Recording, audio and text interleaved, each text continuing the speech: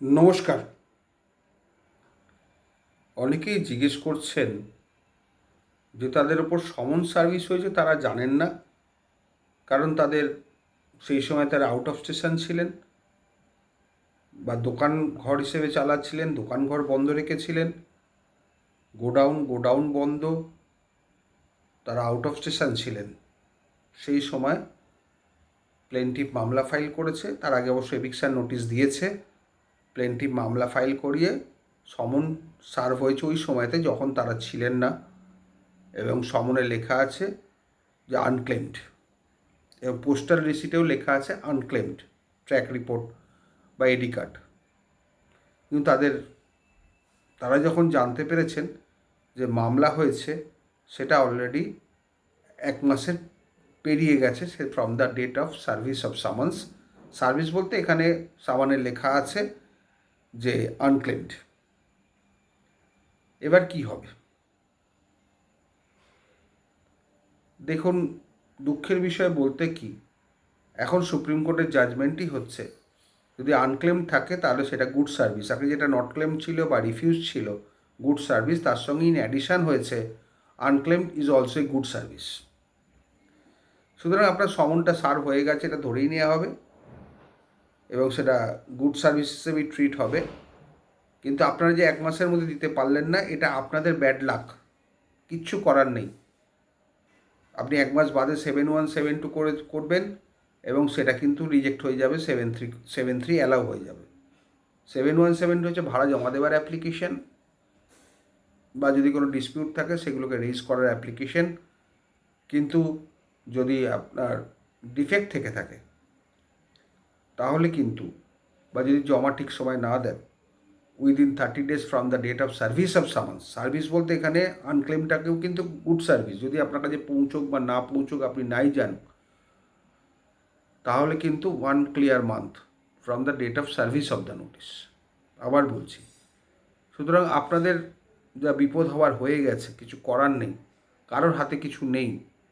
এবার আমরা যেটা করতে পারি, অ্যাজ এ ডিফেন্ডেন্ট বিভিন্ন রকম অ্যাপ্লিকেশন করে, মামলার কোনো ফাঁকফোকর থাকলে সেটা খুঁজে বার করতে হয়। তার জন্যে একটার পর একটা অ্যাপ্লিকেশান করে যেতে হয়। অ্যাপ্লিকেশান রিজেক্ট হয়ে গেলে হাইকোর্টে যেতে পারেন, অথবা ফার্দার নতুন করে কোনো অ্যাপ্লিকেশান করতে পারেন।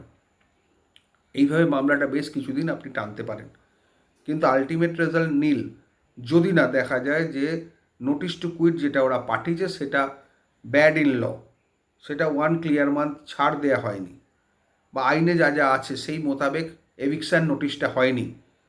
তখন যদি ক্রসে সেইটা টানতে পারেন, তাহলে এভিকশান নোটিশটা যদি এবার ব্যাড বলে ট্রিট হয়, তাহলে এন্টায়ার স্যুট গন, স্যুটে আর কিছু রইল না। এবং আপনার যেটা করতে পারেন আপনি, তাহলে ফার্দার মানি অর্ডার করতে পারেন। মানি অর্ডার করে আবার রেন্ট কন্ট্রোলে ল্যান্ডলর্ডদের ফেভারে জমা করতে পারেন, এবং কন্টিনিউয়াসলি জমা করে যেতে হবে। সুতরাং এটা মাঝখানে থামালে চলবে না, যতদিন স্যুট চলবে ততদিন কিন্তু কন্টিনিউ ডিপোজিট করে যেতে হবে। অনেক ক্লায়েন্ট সর্বনাশ হয়ে গেছে এই নতুন আইনটার জন্যে, যে from the date of service of summon 30 days মধ্যে 7172, এবং শুধু তাই না, ভাড়াটা পর্যন্ত 30 days মধ্যে দিতে হবে। কিন্তু আমরা চেষ্টা করি ক্লায়েন্টদেরকে বাঁচাতে, চেষ্টা করব, অবশ্যই চেষ্টা করো যারা আমাদের কাছে আসে। কিন্তু আমি লিগাল ইমপ্লিকেশানটা বললাম, লিগাল ইমপ্লিকেশানটা এটাই যে আপনার ডিফেন্সের স্টাক আউট হয়ে গেছে। এবার ডিফেন্স স্টাক আউট হয়ে গেলে আপনি যেটা করতে পারবেন, বিভিন্ন অ্যাপ্লিকেশান করে কিছুটা সময় বাই করতে পারবেন, এবং আলটিমেটলি আপনি প্লেন্টিফকে ক্রস করতে পারেন in all respect, in all points, including validity of notice.